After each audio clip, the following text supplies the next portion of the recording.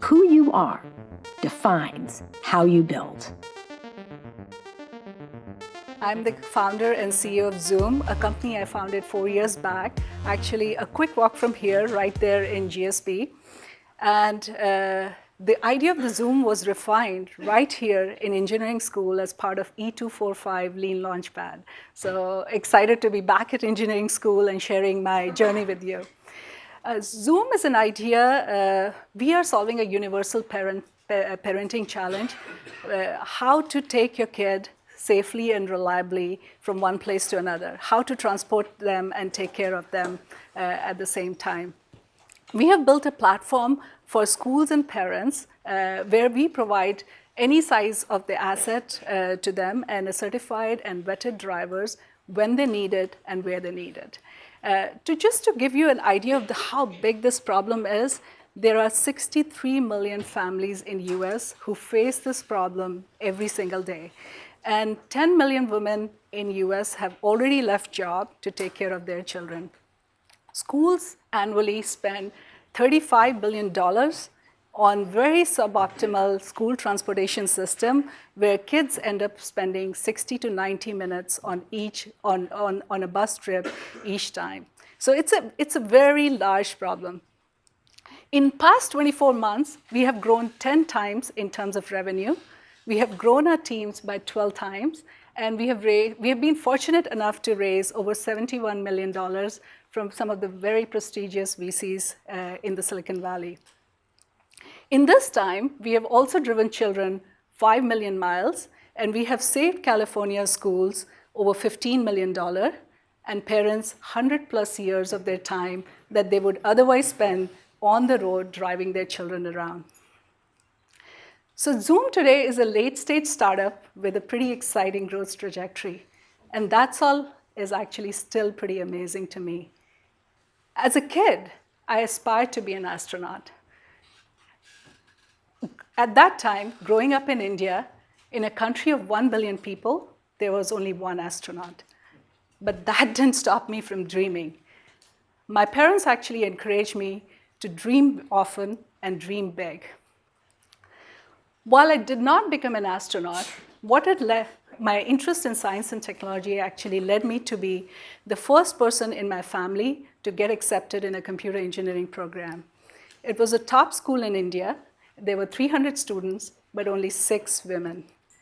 At that time, in the Indian society, engineering was not supposed to be a very fit course for women. While I was taking the course, I kept hearing about Silicon Valley, this magical place called Silicon Valley, which was a fantastic place for technology enthusiasts, and people were launching their moonshots here all the time. After I finished my degree, I moved to Silicon Valley here, and I studied at Stanford, worked at several well-known companies in the Silicon Valley, and finally, eventually, that led me to my moonshot, Zoom. My journey has been one of breaking barriers, breaking stereotypes, hearing several no's, but in the process, also many people taking a chance on me, and in turn, me getting a chance of creating opportunities for others. It has been a journey from dreaming about being an astronaut to actually reaching for the stars. Today here, I'm going to share with you the 3 lessons that I learned in my lifelong journey, the 3 lessons that mattered most to me in everything I did. And these 3 things are passion, perseverance, and people. Actually, one easy way to remember these 3 lessons is equate them with the tenets of physics: inertia, momentum, and catalyst. So let's start with the first principle, passion. So your passion for something is when your love for something is greater than the fear of failure. You love something so much that you really want to do it because you're not afraid to fail. What I have come to learn is that one should only do a startup when one is very, very passionate about the problem they are trying to solve. Because building a startup is, and especially building an enduring startup, is 7 to 8 years of commitment. For example, take example of Jeff Bezos. It took him almost more than 2 decades to build Amazon into a company from just selling books to selling everything or anything and delivering to your doorstep in less than an hour. Same, if you take example of Elon Musk, who wants to change every car on this earth from gas car to an electric car, these are hard problems to solve, and they take years and years of enduring efforts. That's why it's so important to be passionate about the problem you're trying to solve so that you can sustain and be a winner. In 2013, actually, I was working at eBay. I was leading a platform where 4 million sellers used to sell anything and everything to 250 million customers. This technology-based platform actually worked like a magic. You could sell anything in a few minutes. But in my personal life, I could not solve a very simple challenge of parenting: how to take my kids from one place to another. I wanted to do well in my career and grow in it, and at the same time be present for my kids. And every day I was challenged. How do I drop my kids in the morning and yet be there for the meetings, morning meetings with executives? And how to pick my kids at 3:30 p.m. in the afternoon, take them to extracurriculars when I'm supposed to be at work at 5 p.m. When I looked around, I found that it's not just me. Every single parent in the eBay was facing the same challenge. And upon reflection, I realized 30 years back, my mother had faced the same challenge in a small town in India. And eventually, she left her job to take care of her 4 kids. What I realized was nothing had changed. This problem spanned geographies, it spanned generations. The same disconnect had been solved in other areas with the platforms like Amazon and eBay, but when it comes to parenting, this had not changed. It felt like I was failing as a mother and also as a business leader. So I started Zoom to solve this problem. With Zoom, what we are trying to do is provide parents with freedom, choice, and opportunity. What we feel is that no parent should have to make choice between their career and caring for their children. This is a problem I'm so passionate about that I'm willing to do anything and everything to solve it in an enduring way. Today, many people, especially the early stage entrepreneurs, they admire us for our success. Specifically, they admire us for raising a large amount of money, for growing 3 times year over year, for growing our team to over 100 people in just 2 years. But one misses a point. For 2 years, we did not have any money to run Facebook or Google ads. We were completely self-funded with no money from outside. There were 2 other companies that had already raised Series A before us, and there were many times we were very close to closing the company. The only reason we kept on going was just one: our passion to solve this problem at its core. So your passion can not only help you kickstart in your startup, but it also gives you unique insights into the area that you're trying to solve. Our passion to solve this problem has led us to ask deeper questions, to get one step deeper into the whole problem and see how we can solve it at its core. For example, at a very beginning stage, we realized that doing digital marketing and getting customers or acquiring customers was a very cost-prohibitive thing.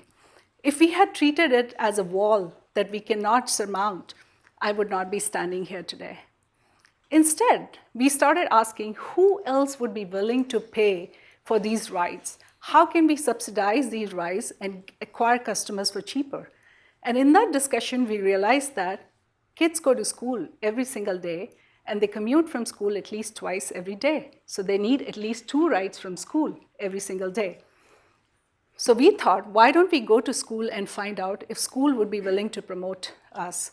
I still remember the cold call I had made to the assistant dean of Harker. It's a large private school in San Jose. I asked him, hey, would you be willing to promote Zoom to your parents? He said, sorry, I can't do that because we are a nonprofit. I said, okay, then how do you promote other services to this to the parents. He said, because school is using those services and they are paying for those services, so I'm allowed to do that. I said, okay, so how do you do your school transportation? That one question led us to an amazing $35 billion market, which nobody was attacking using technology. It was an antiquated market which was stuck in 70-year-old infrastructure, and nobody was addressing it. So what we started doing was we pivoted our business model and started serving schools as part of our business model and signed multi-year, multi-million-dollar contract.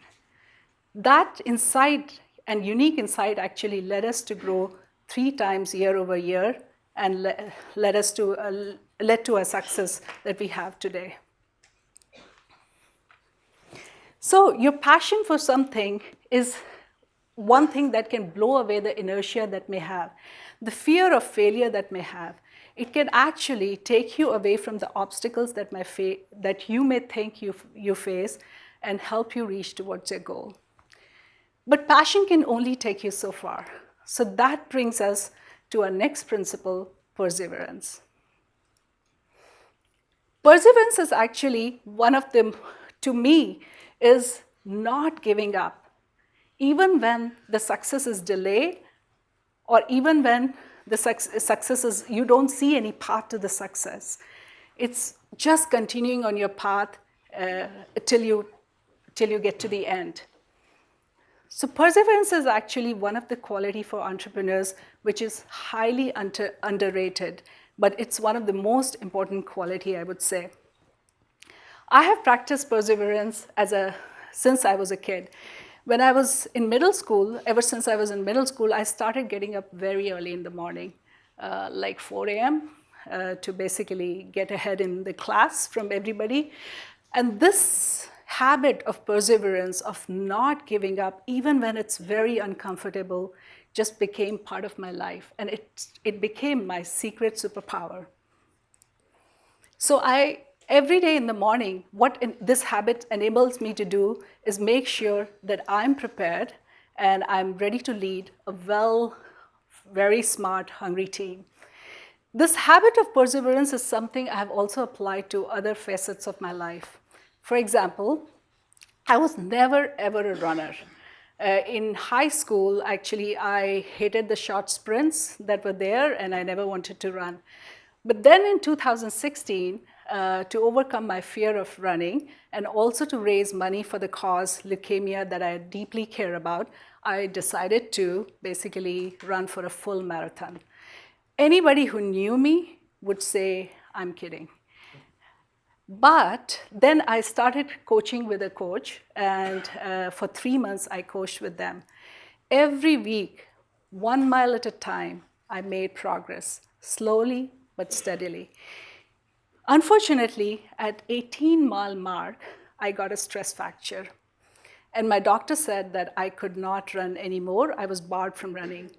It was very disappointing for me because I had raised money from hundreds of friends and had committed basically to raise money for Leukemia and Lymphoma Society and complete the Nike Women's Marathon. After a couple of days of reflecting through it, I had an alternate plan. I basically started swimming and started visualizing how it would be like running again. I missed the 20-mile run. I missed the 22-mile run, which is the last run before the 26.2-mile run. On the day of marathon, I showed up and I completed the marathon. There were so many times when at the day when I was running, my body wanted to just give up. I wanted to give up. But it was just one thing, the commitment I had made to my friends that I would be running, and the commitment I had made to myself to not let anybody down, that kept me going. Fast forward, as a founder, perseverance has really paid us off and has led to long-term thinking. A clear example of this would be when we were raising Series A from Sequoia. We were going through the process of due diligence, And the process was going pretty well, but we were not at the final step yet. At that time, another investor had given us a term sheet, and we basically had 1 week to say yes or no. To top it all, we only had 1 month of money left in the bank, and we had to figure out how to pay our 5 employees. At that time, everybody said that a bird in hand is better than 2 in the bush. Take it now. It is the perseverance that led us to long-term thinking. We wanted to build an enduring company by partnering with a VC that had actually invested in other enduring companies like Apple, Google, Dropbox, DoorDash, Airbnb. We brought our team on board and basically decided to say no to the term sheet in hand, and we persisted through the process of Sequoia due diligence. In 2 weeks, we actually had a term sheet,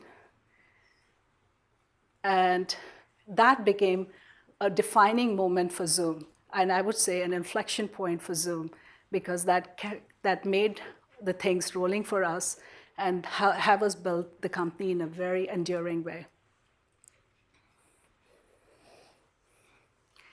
So perseverance is a quality that leads to a momentum, that builds momentum around you, which is very hard to stop once it starts.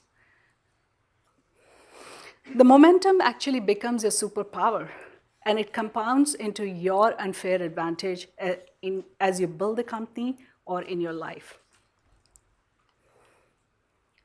Now, passion and perseverance can only take you so far, because what you need is a third principle, people, who are actually going to catalyze your growth.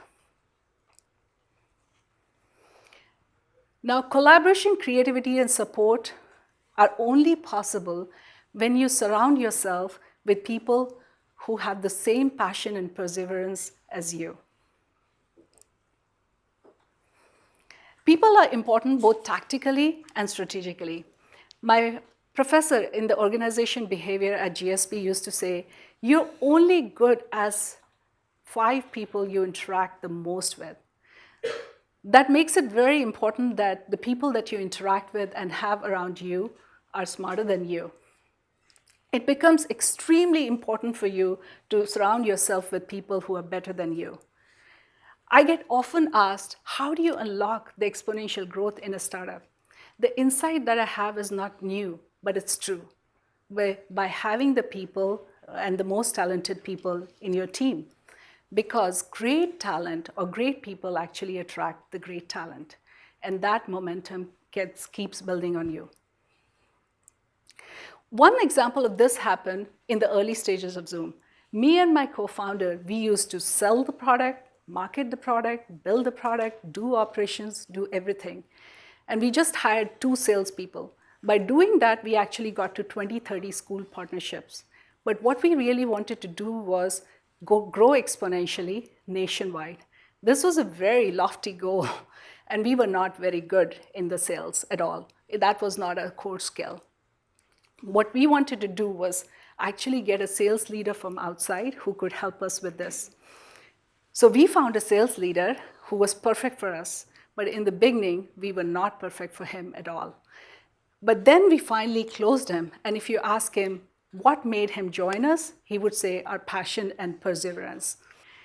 And since he joined us, we have actually grown our revenue 10x, and we have grown to 2,000 schools through partnerships across 5 states. And not only that, he has built a great team around that has built a very scalable process for us to keep growing the sales. The right team can make the huge difference for you. And getting your team right is both a science and an art that you have to find for what works for your startup and hone that as much as you can.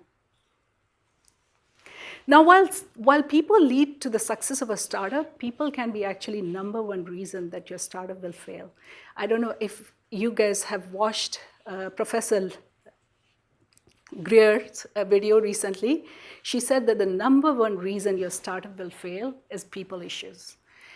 There's a book called Founder's Dilemma, which says that 9 out of 10 startups are going to fail. And 2/3 of the failure happens because of the people issues. These could be fights between the co-founders. This could be disagreement between what product do you want to build, who do you want to hire, where do you want to sell, who do you want to take investment from. Any of these problems can actually kill your startup. The speed, the quality of decision that you make, the commitment and consensus that you have for those decisions will actually determine how innovative your startup is going to be and how fast can you scale your startup. At Zoom, actually, we have learned from our mistakes.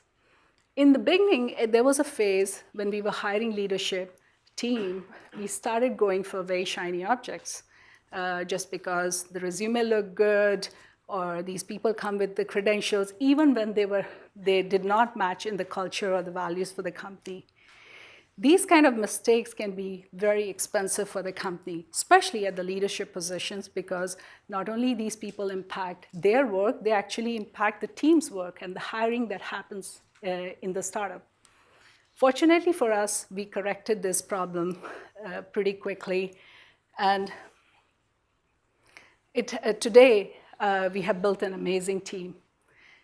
Now, another myth about people is that people think that to attract great talent, you need a lot of money in the bank.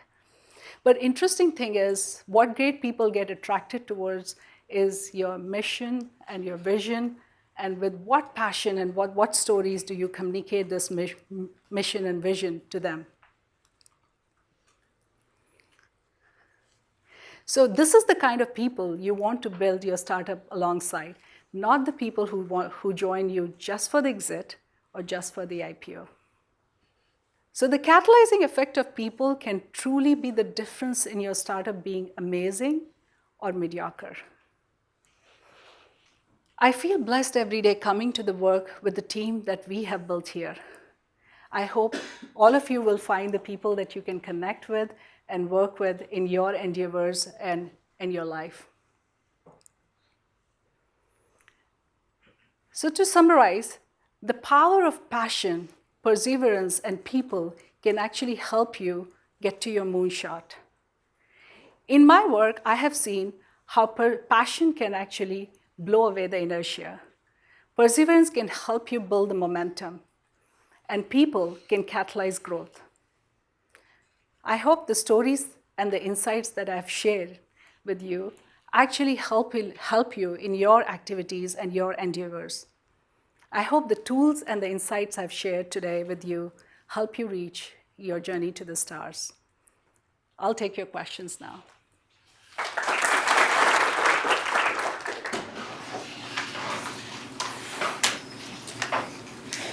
Working inside the niche for ride-sharing industry, how do you feel about, are you afraid of the giants coming in and taking over the market?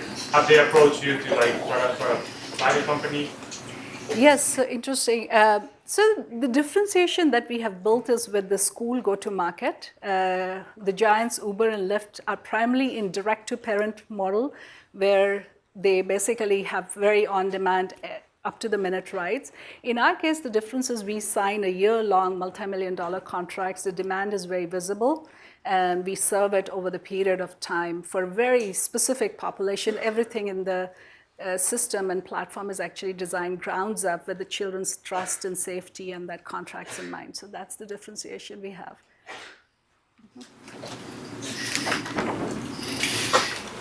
Do you have any special techniques for attracting people better than your group?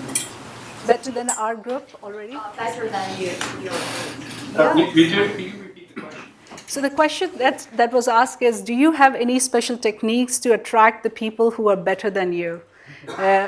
So the first thing is that we all are actually in a way, like always looking out for great talent wherever we go, whether it's informally, the lead generation process of it.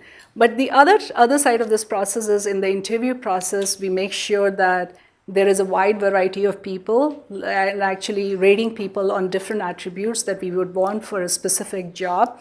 And that way we make sure that it's not just one or two people making decision. We have the opinion of the group, and that's pulling us. And the second thing we also do is actually an Amazon technique similar to, We call it bar raiser. So I don't know if you've heard about it. In every interview, what we do is we see, is this person better than the 50% of the people doing the same job?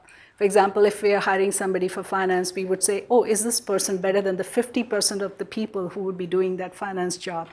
And that's very important for us, again, to raise the bar and continue to hire great people in our team. Yeah. What was your biggest challenge and inflection point in the company that was kind of a make or break moment, and how did you overcome that? So, in a way, two inflection points I pointed out here. One was taking money from Sequoia, was a pretty important inflection point. And give you more detail than I gave in the talk was the other people who were giving us money at that time, they were saying, take this money and go to 5 cities immediately. And they didn't have a context of what would it mean to spread out a small team in 5 cities. Whereas Sequoia was asking us, master your playbook, make it right, get your unit economics right, get your business model right, and then scale to more cities. And that became actually an inflection point for us. That also led us to find more and more profitable and differentiated business model, like the school model that I described to you. Instead of running very quickly in the early stages to a large part of geography, we started finding out what is the profitable model that we can scale up to more cities. Yeah. What kind of setback did you face coming from the school and the parents when you're building Zoom? What kind of setbacks? What kind of challenges did you face with the school and the parents? Yes. So in this solution, trust is the foundation for the solution. And actually, as part of the Lean Launchpad class, we used to do interviews every week, 20 interviews, and follow through the parents doing 100. Over the course, we actually interviewed hundreds of parents. And trust was the number one thing that would prevent or that would make people actually put their children in strangers' car. So watching that early on, we designed our entire solution about what would make parents trust their kid in our car. And that meant our driver population is very different from Uber and Lyft. All our drivers are actually childcare providers. They come from childcare background. They go through fingerprinted background check. And everything in the technology in terms of tracking, in terms of how we hand off the kids, it's not like a driveway, we just drop the kid and run away. It's like handing it off properly or checking them inside the school, checking them out of the school. Every process and tracking was designed with that trust in mind for us. Does your company provide the actual vehicles for the transportation, or do they use their own? I'm just curious. So in that case, all the drivers own their vehicles. And these vehicles actually go through 22-point inspection before they're certified on the platform. Now, since we started serving schools, we also have fleets of vehicles. But these fleets of vehicles are, again, owned by the vendors. And they go through the certification on a platform, and they have their own drivers who go through the certification. So in essence, we don't own any asset. And the revolution, like to give you more detail, fundamentally the reason we are saving schools money is schools don't need to own assets. We are using the underutilized assets that are available in the market and highly certifying them and making it available for them. What was your next goal after making your first cold call? What was it nice? After making your first sales, like what was your next goal? Like where did you go from there? This sales call was very insightful. We never expected, we went there to just make sure that this assistant dean can actually send out email to all the parents telling them about Zoom. When he got so intrigued about a solution and started asking us, and we started having conversation about school transportation, it became, and Harker is, if you know about this area, is a very well-known private school. Anybody you tell Harker is using you, it becomes very easy for you to get the next school. So it was basically replicating the model. Would somebody else bite it? Would somebody else give us the similar kind of transportation? And that's how we did first 10, 15, 20 schools by just replicating the same model. And that's actually an insight, like once you find a customer that you can solve in the right way, can you replicate it to more customers? Give us a average, number of trips per driver, number of trips per kid, And also more importantly, what did you displace or what are you after in displacing? So we have done around 1 million rides in last 3 years.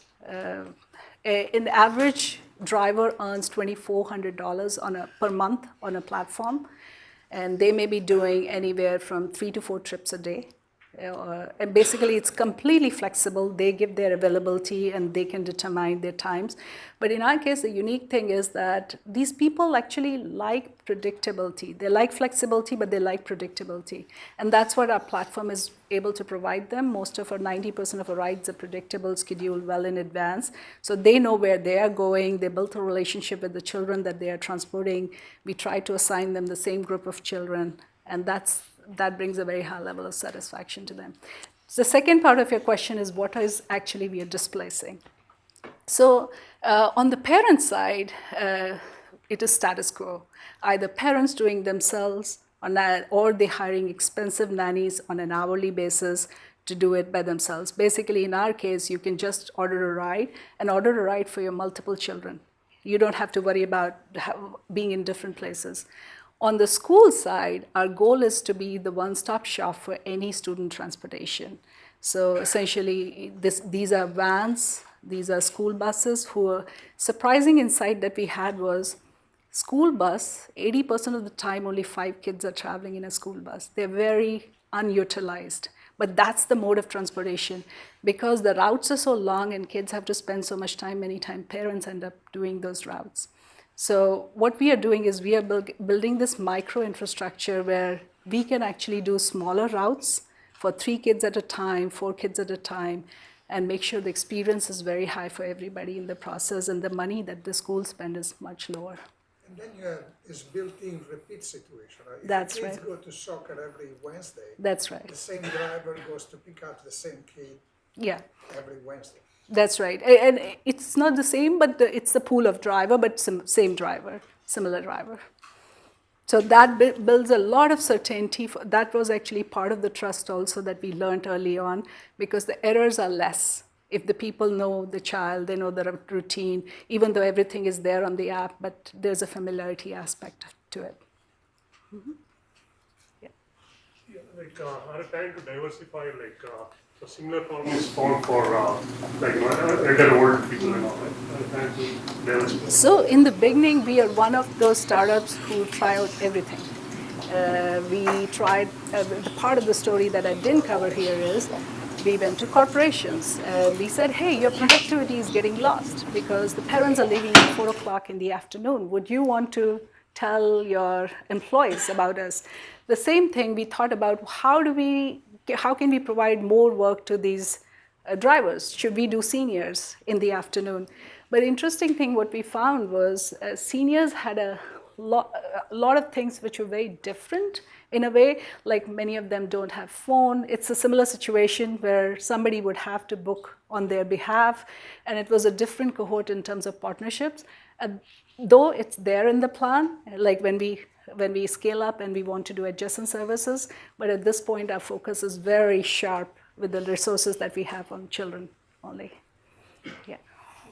So this is amazing, but I have a question. So when you were in initial phases trying to map out the idea, did you ever think about partnering with already existing ride-hailing services like Uber or Lyft, or did you second doubt yourself on that? And then what do you think is your competitive advantage, and how would you differentiate? Like how did you get that internal conviction of knowing that we have a substantially different product that can't already be done with the ride-hailing business? Yes. So interesting question. In the beginning stage, when we talk about 2 startups who had raised Series A before us, one of them actually died within an 18 months period because they were just trying to be Uber for kids. They hired a lot of Uber and Lyft drivers to serve the kids. And the problem with that, what happened was, in the last minute, if there was a peak ride that was coming in or they were far away, they would cancel the kids' ride. So the experience was very flaky for children. Like it was just like not bearable. And that became such a reputation issue that they had to close down the company. In our case, it was more about solving the problem. What is the pattern that the children follow? What kind of drivers are needed? And we came up with very unique personas of driver. In our case, there are 4 different personas of driver. These are stay-at-home moms, or childcare professional, or graduate students, or part-time professional like nurses, coaches, or people in the community. And these people would actually not be on the road, but for driving for children. So it's a very unique cohort of people, like everything, when I just start describing you in the solution, is built in a very different way just for the children instead of partnering. The second insight that I want to give you is Uber and Lyft drivers are not fingerprinted background check. In fact, they cannot do that because they'll have to do it for millions of their drivers. In the case of children, that's a requirement. That's a legal requirement to do. I was hoping to ask you a question about contingency planning. So as I'm sure you're aware, parents with children can be very protective, and anything that goes wrong could be very devastating for a company like this. So I was wondering, in a case where maybe a car accident happens or something like that, how do you mitigate the issue of parents all of a sudden no longer trusting the service? So crisis management is a big part of any service like this, like airlines or hospitals or ride-hailing, specifically for us, because this is a precious cargo, absolutely, like the highest form of trust and safety you would need. So actually 2 forms of that. First we do is a proactive. In the proactive, it's the way we hire drivers, how we actually take feedback after every ride from the driver behavior, from the kids, and from the parents. And based on that, we decide who will stay on the platform or not stay on the platform, what kind of feedback do we want to provide them. All of those things, we have a special insurance that's actually applicable when the drivers are doing rides on behalf of us. So that's the second, this is still a proactive part. The reactive part of this is called crisis planning. So we have a team, which is a trust and safety team. We go through all the scenarios. We call it like 69 ways that things can go wrong. And what would you do? It could be as simple as the electricity outage and nobody can see on the app where the child is. Where should I drop? Where's the navigation? To as complicated situation as they can be a natural disaster. And all of this is basically, we have a script, checklist, what needs to happen, and we go on behalf of that. According to the S-1s that are filed with the SEC by Uber, Lyft, and Pinterest, none of those 3 companies are profitable. Yep. Do you have a goal of being profitable? It's a great question. That's actually a different thing about us, the profitability metric. So our take rates are very different from Uber and Lyft. The school business that we are in is highly profitable, and San Francisco region for us will be profitable this year. And that's one of the reasons that investors get very attracted towards our model. Like, it's not only predictable, but it's very highly profitable for us. Yeah. So you mentioned that you probably shouldn't work with people who are just there for the exit or for the IPO. What are your techniques for maybe saying, hey, maybe this person is just here for that? Yeah, great question. If you actually, I invite you to come to Zoom and actually see our office. Everybody who works at Zoom, whether they are fresh out of college, whether they have a few years of work experience, whether they're a parent, they're not a parent, surprisingly, they come to us because they're very attracted towards a mission. And the stories that you would hear them in the interview process, I'm not selling them. Usually these people are selling me and telling me, oh, I was the last one to be picked up from school because I was in South Bay and my mom used to work in East Bay. Or my sister had this problem. So somehow they relate to the mission in such a way that they are 100% committed. They want to provide the best possible service. And those are the kind of people we look for, the passion for our mission and the fit for the culture and our values. And that goes so beyond, because in that case, you don't have to tell people what to do. They are actually telling you the best possible way to serve your market. What prevents the parents from getting to know the driver and then leaving the platform and running them off platform? Yeah. So interestingly, at eBay we call it leakage problem. In this case, the interesting part is the value that we provide for both the sides of the platform is way beyond just connecting a child to the driver. From the driver's side, the problem that we are solving is if you're a part-time care provider, then continuously finding work for them, work for yourself is very hard. You spend more time finding the work than doing the work. And if you are on the parent side, if you want to hire a part-time care provider and do it, you cannot keep the part-time care provider because you have to provide them more and more hours of work, and you should have those many hours of work. So in the end, driver would not want to work with the parents because we provide them a set of rides and we can provide them with more amount of work as compared to just leaking out and going to a parent. Same for the parent. If this driver doesn't show up tomorrow, then what happens? In our case, it is guaranteed. Somebody will show up no matter what.